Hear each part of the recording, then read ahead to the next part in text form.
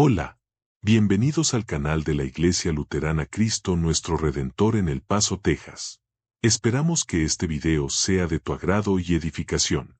El siguiente sermón fue predicado el domingo, 12 de julio del año 2026 por el pastor Dan Baumler y está basado en la epístola del apóstol Santiago capítulo 2 versículos del 1 al 13. Hermanos míos, ustedes que tienen fe en nuestro glorioso Señor Jesucristo, no deben hacer diferencias entre las personas. Puede darse el caso de que al lugar donde ustedes se reúnen llegue alguien vestido con ropa elegante y con anillos de oro, y llegue también un pobre vestido con ropa andrajosa. Si ustedes reciben gustosos al que viste la ropa elegante, y le dicen, venga usted, siéntese aquí, que es un buen lugar, pero al pobre le dicen, tú, quédate allá de pie, o siéntate en el suelo, ¿acaso no están discriminando entre ustedes y haciendo juicios malintencionados?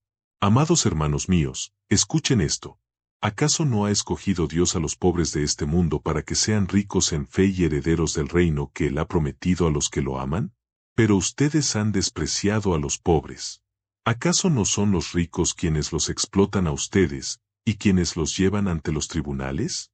¿Acaso no son ellos los que blasfeman contra el precioso nombre que fue invocado sobre ustedes? Bien harán ustedes en cumplir la ley suprema de la Escritura.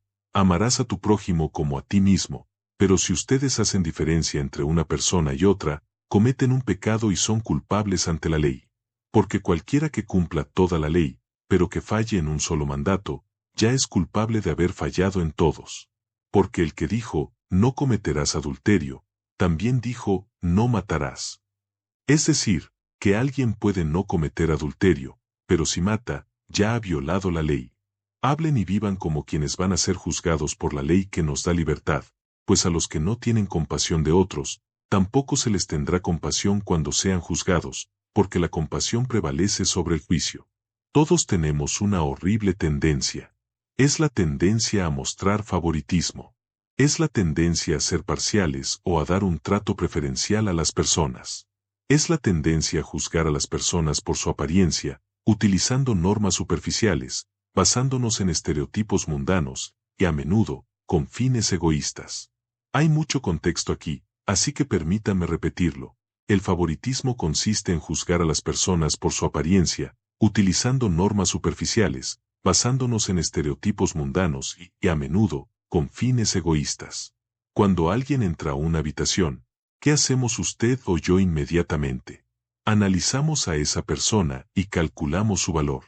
Juzgamos su color de piel, su apariencia, su forma de vestir. Juzgamos su nacionalidad, su origen étnico, su cultura. Juzgamos su personalidad, su educación, su capacidad mental.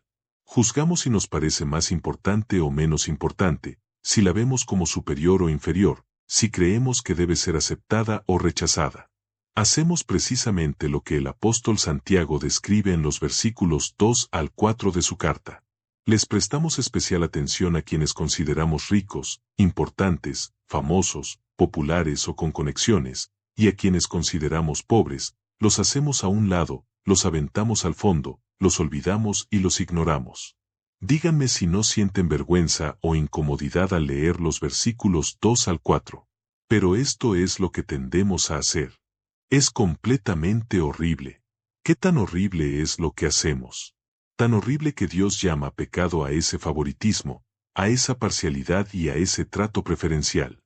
El versículo 9 dice, si ustedes hacen diferencia entre una persona y otra, cometen un pecado y son culpables ante la ley. Tan horrible que el versículo 4 pregunta de manera retórica, ¿acaso no están discriminando entre ustedes y haciendo juicios malintencionados? La respuesta es, sí, lo estamos haciendo. Tan horrible que Dios no ve diferencia entre un asesino o un adúltero y alguien que muestra favoritismo. Miren los versículos 10 y 11, enfocándose específicamente en el versículo 10, porque cualquiera que cumpla toda la ley, pero que falle en un solo mandato, ya es culpable de haber fallado en todos. El favoritismo no es un pecado pequeño. Tan horrible que este favoritismo, esta parcialidad y este trato preferencial ocurren incluso entre creyentes, en la iglesia. Noten a quienes se dirige Santiago al hablar del favoritismo en el versículo 1. Hermanos míos, ustedes que tienen fe en nuestro glorioso Señor Jesucristo. Esto tiene el propósito de captar nuestra atención y abrirnos los ojos para ver quiénes somos en Cristo, y al mismo tiempo, ver cómo tendemos a tratarnos unos a otros. Pero ¿saben qué es lo que hace que el favoritismo sea tan horrible? El favoritismo deshonra la naturaleza de Dios y contradice el Evangelio de Jesucristo que decimos creer. Nuestra actitud pecaminosa hacia los demás no es la actitud de Dios hacia nadie. No refleja quién es Dios. Dios no muestra favoritismo en ninguna forma ni en ninguna circunstancia. Por ejemplo, miren el versículo 5.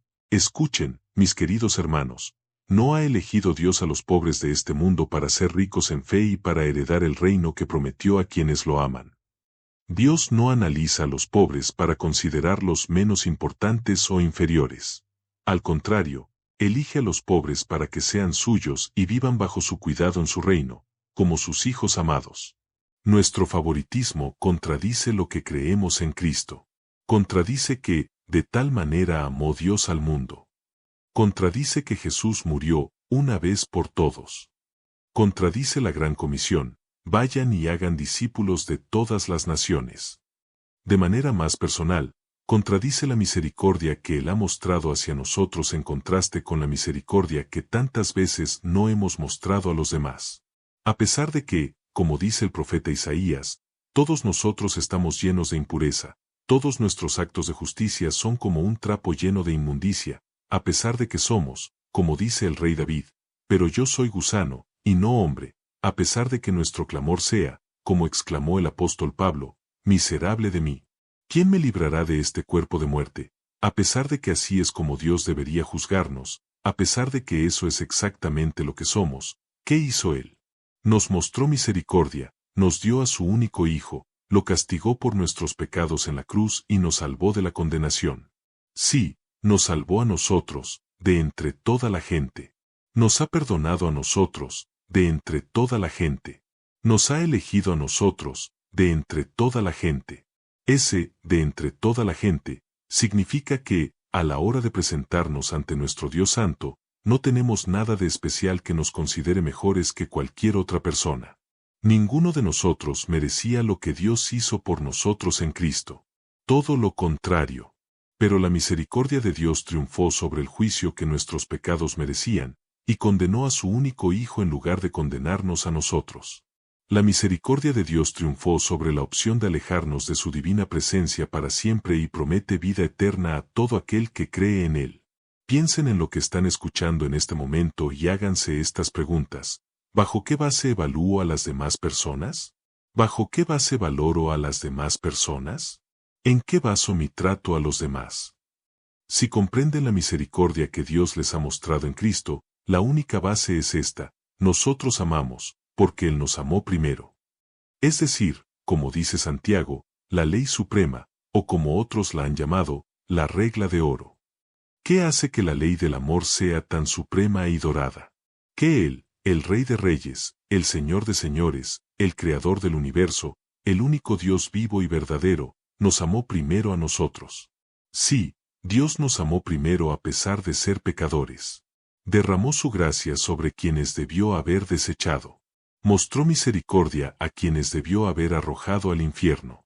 Como resultado, cuando Él nos llama a amar a los demás, cuando dice aquí en Santiago que no debemos mostrar favoritismo, esto no es una carga amenazante, es un privilegio libertador. Debemos entender que amar a los demás como Dios nos ha amado es simplemente un llamado a la obediencia lleno de gracia, un llamado a ver a los demás como Dios nos ve a nosotros, como sus hijos amados, y un llamado a tratar a los demás como Dios nos trata a nosotros, con su amor en Cristo Jesús, nuestro Salvador. En otras palabras, veamos a los demás con los ojos de Dios y tratemos a los demás con el corazón de Dios. ¿Por qué? Porque sabemos cómo nos ve y trata Dios a nosotros. Ahora apliquen esto: cuando alguien entra a un lugar, ¿qué es lo que vemos? ¿Cómo miramos a esa persona? ¿Cómo vamos a tratar a esa persona? ¿Cómo podemos atrevernos a verla, considerarla y tratarla de otra manera que no sea bajo la misma medida con la que Dios nos ve, considera y trata a nosotros? ¿Cómo podemos verla, considerarla y tratarla de otra manera que no sea a través de la cruz de Cristo que pagó por todo pecado y a través de la misericordia de Dios que triunfó sobre todo juicio? Amén. Y que la paz de Dios, que sobrepasa todo entendimiento, guarde sus corazones y sus pensamientos en Cristo Jesús. Amén.